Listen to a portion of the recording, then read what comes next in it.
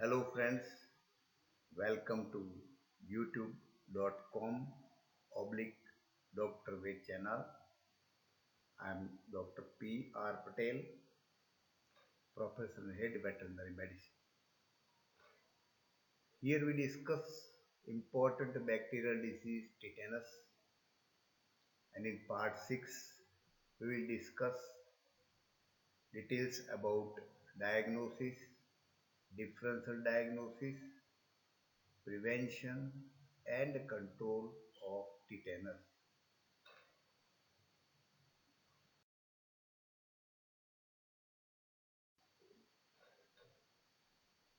Friends, first we discuss here diagnosis of tetanus. You know that tetanus is caused by infection by Clostridium tetani in wound. So for the diagnosis, there must be a history of recent trauma on the body, basic things. And when the clinician provide diagnosis, generally the wound may be apparent on the body. Hardly it happens that wound may not be there. Mostly wound should be always there. We have already discussed characteristic clinical signs, lockjaw, prolapse of third eyelid, spasmodic contraction of all skeletal muscles. These are the characteristic clinical signs. And we have described the necropsy finding also, but they are not characteristic.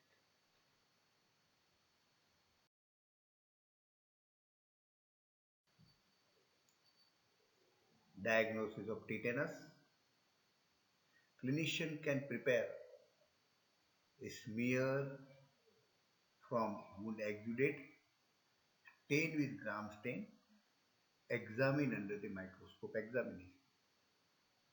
It reveals a characteristic Clostridium tetani organism in the smear. Sometimes biological inoculation of either wound exudate or culture in mice, rabbit or guinea pig for confirmation of the disease. Biologically inoculation of wound exudate contain toxin as well as organism, while the culture contain only organism. So mice, rabbit or guinea pig manifest the symptoms of tetanus.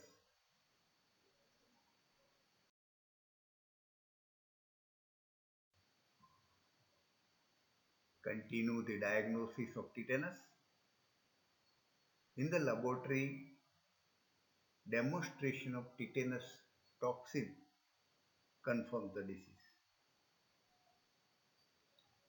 In the tetanus, there is spasmodic contraction of skeletal muscles and there is great damage to the skeletal muscles. That causes the release of enzyme creatinine phosphokinase. So the serum creatinine phosphokinase level increases. That indicates a massive muscle damage. When there is extensive wound necrosis, there is blood picture suggests neutrophilia with leukocytosis. That indicates extensive wound lesion.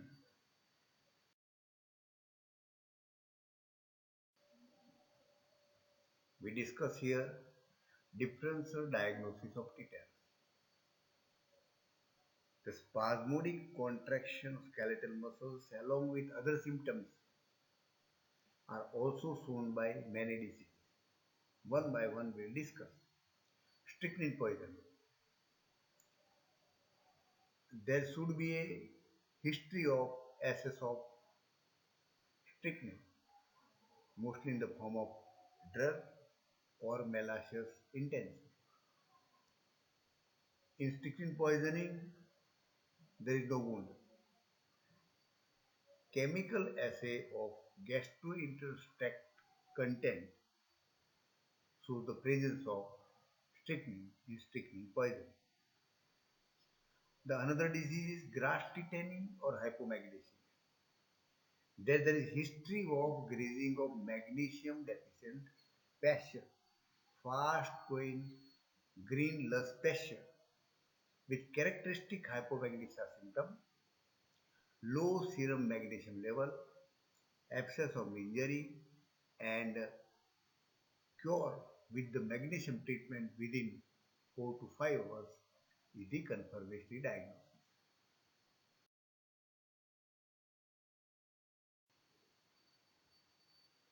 Milk fever or parturition. In this case, there is history of recent parturition.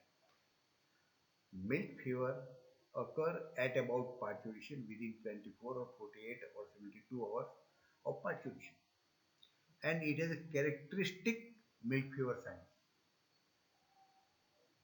characteristic milk fever posture also. The animal shows sternal or lateral recumbency. There is decreased serum calcium level, no wound, and further diagnosis can be confirmed by classical response to calcium treatment. If the calcium borate is given, the animal gives a classical response within 10 to 15 minutes.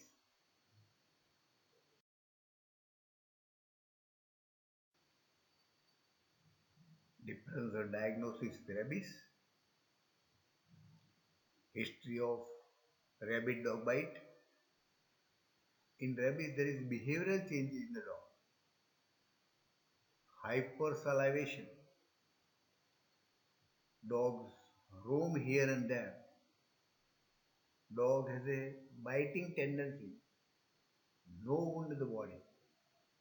Characteristic is ascending paralysis and death within a week or 10 days. Epilepsy, it comes in the form of episodes, but there is no wound. There is constant seizure of convulsion with a few minutes. Again, the animal becomes alright, and there is a classical response to anticonvulsant therapy. So, epilepsy occurs in the form of bouts. This is how it can be differentiated with the tetanus.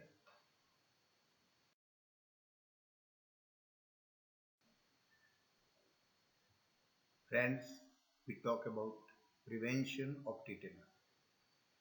Tetanus toxoid, popularly known as TT, it is a vaccination type.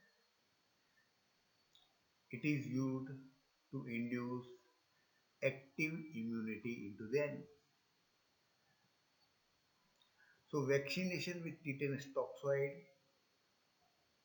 is used as a preventive measure for healthy domestic animal to prevent the tetanus. Tetanus toxoid vaccination is recommended before conducting surgical operation such as docking, shearing, castration. So this toxoid produces active immunity and can protect the animal against tetanus.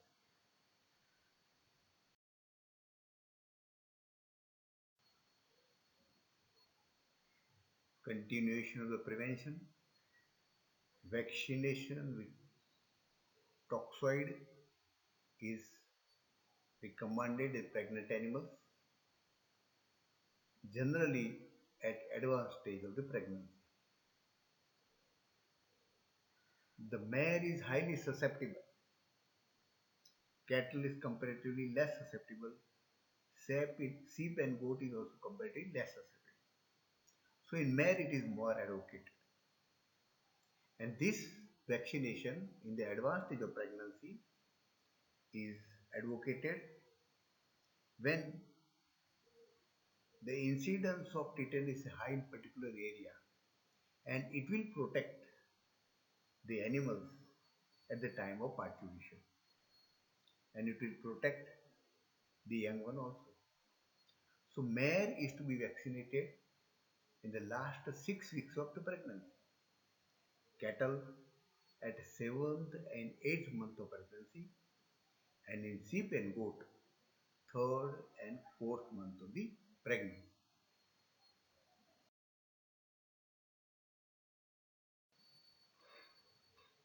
Friends, here we discuss control of tetanus. Strict aseptic precaution is required for all surgical operation. Surgical operation must be performed with standard techniques. All surgical operations must be carried out in a clean, hygienic place so that there are no chance of infection of the wound with Clostridium tetani. The spores can be destroyed by 115 degrees centigrade for 20 to 60 minutes. The spores are highly resistant. The spores are killed only by oxidizing disinfectants such as iodine or chlorine dependent disinfectants. Other disinfectants are not working.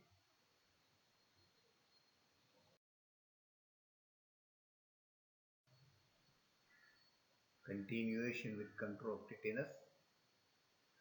Spores are very resistant to heat and disinfectants, but vegetative form can be destroyed easily by heat and disinfectant.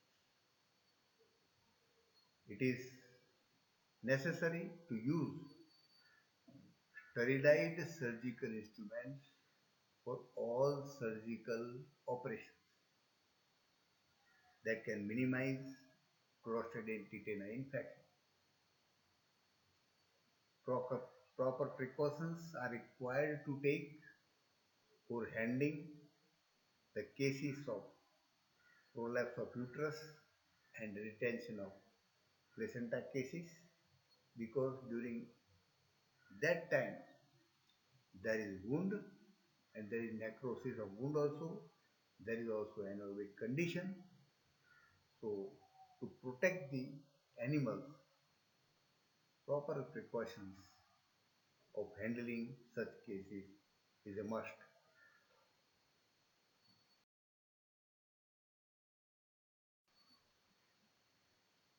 Continue with the control of tetanus. All the precautions are taken during castration, shearing and docking to avoid wound, because wound is the gate of entry for the Clostridium tetani. And if wound occur, immediately give the proper treatment of wound, drainage of wound with deep incision.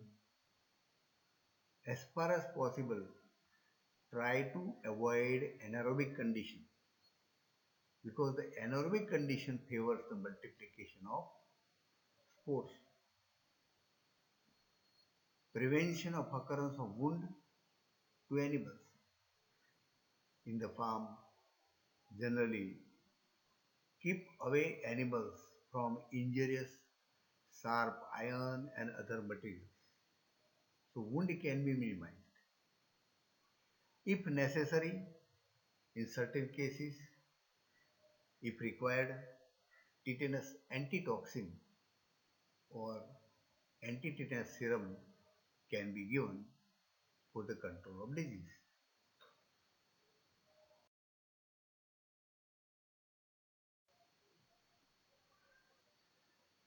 Continuation of the control of tetanus. In a particular area, if there is high risk of the tetanus, then foal should be given tetanus antitoxin immediately after birth. That can protect the susceptible foals.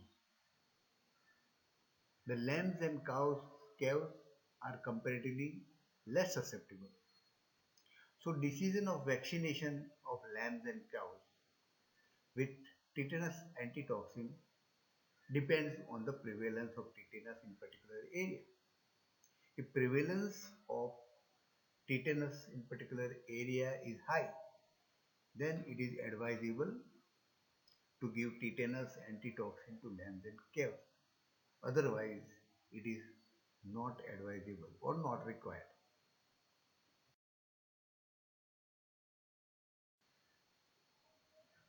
Friends, here we have discussed important portions of the tetanus, the diagnosis, differential diagnosis, prevention, and control.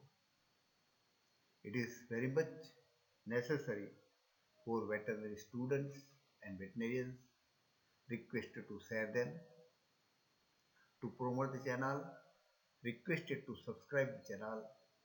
Thank you very much for observing this video.